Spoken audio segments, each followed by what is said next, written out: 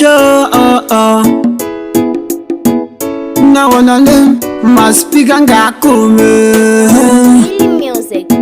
mukurarama misodzi inongogara ichingori pamatama mukurarama kungova futi munhu wekuchema toda kuziva mbosha yangu mbosha yangu yaita nditambure mupenyu wangu nai Mwari wangu toda kuziva mbosha yangu mbosha yangu yaita nditambure mupenyu wangu nai Mwari wangu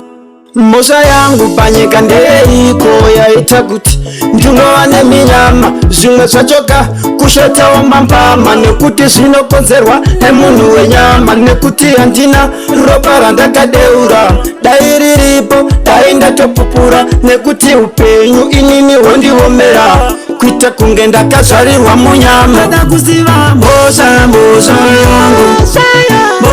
mbosha yangu yaita nditambure mupenyu wangu nai Mwari wangu toda kuziva mbosha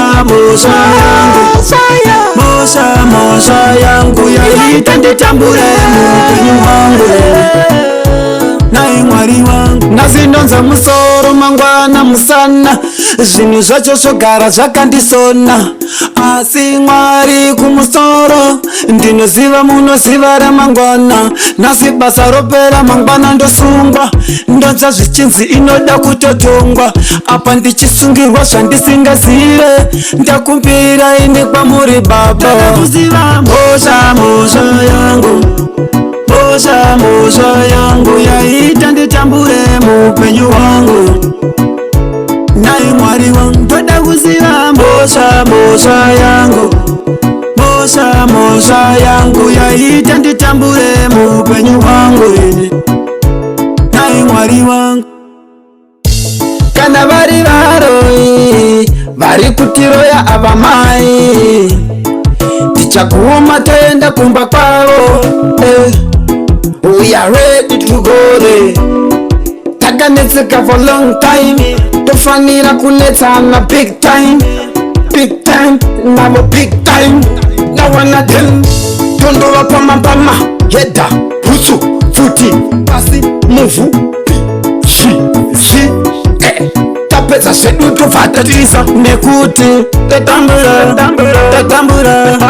asi kunyengetera tombozama tatambura asi panotivhiringira munamato